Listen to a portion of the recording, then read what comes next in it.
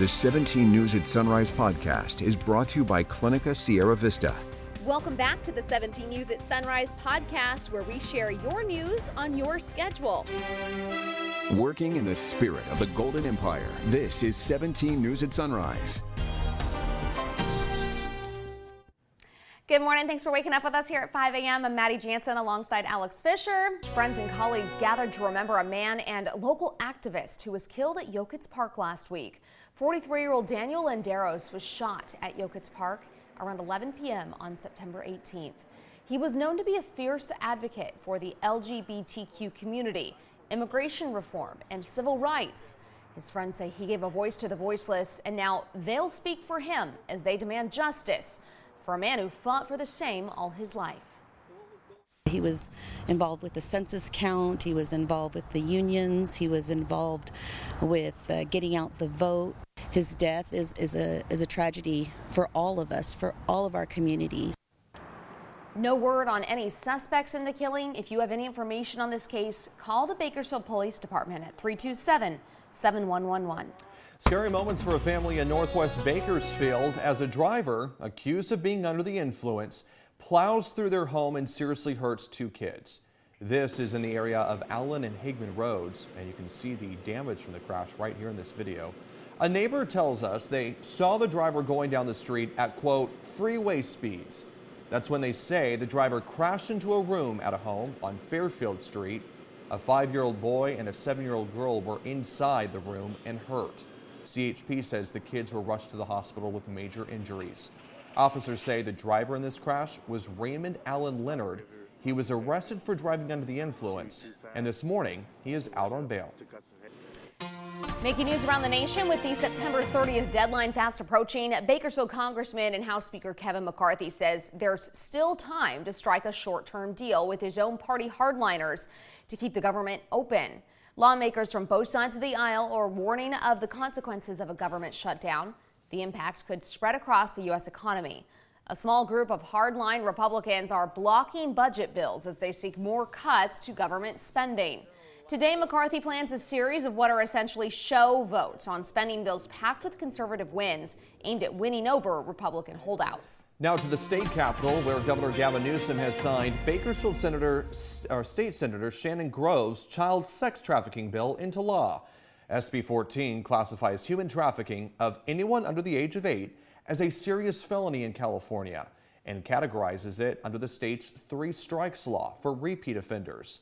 That could lead to increased jail time for convicted traffickers.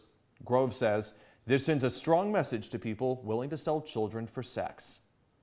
Law enforcement and anti-drug groups across the state are calling on Governor Newsom to veto a bill that would legalize some psychedelic drugs for personal use. SB 58, authored by San Francisco Democratic Senator Scott Wiener, currently sits on Governor Newsom's desk, and it would apply to those 21 and older.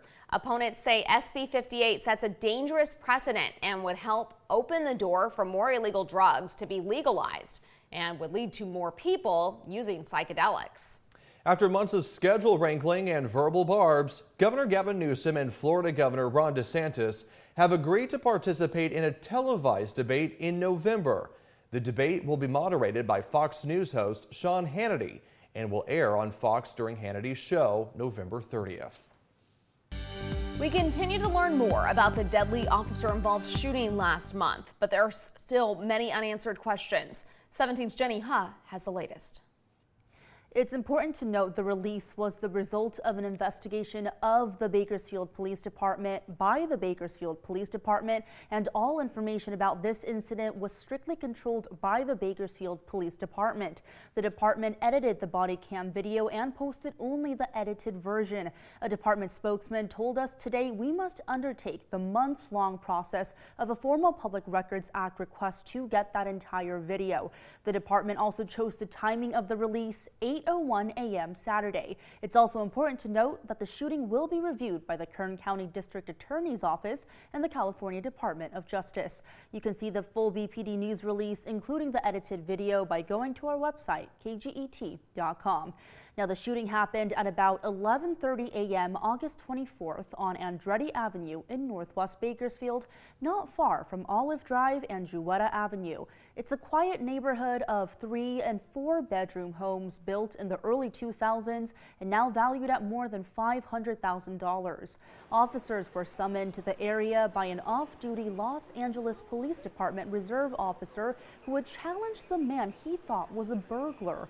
The reserve officer, who never has been named by the BPD, exchanged gunshots with the suspect during his call to 911. You can see Bowles pull a gun out from a neighborhood trash can, though it's unclear if Bowles owns the gun or where he got it from.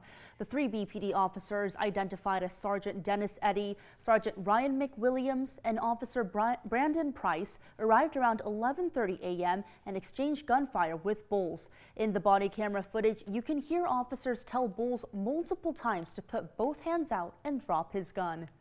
Show me your hands! Show me your hands! Okay, put both hands out! We will not shoot at you if you put both hands out! Drop the gun! The shootout continued with Bowles shooting from this home and officers barricaded across the street. Several homes were hit by bullets, and at one point, Officer Price was struck in the leg. I'm hit. I'm okay. I'm okay.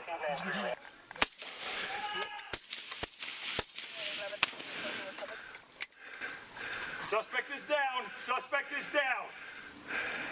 Bowles died on the scene. The news release doesn't say which officer did what, nor does it mention an encounter Bowles had with the homeowner in another Northwest Bakersfield neighborhood 2 weeks before that fatal shooting.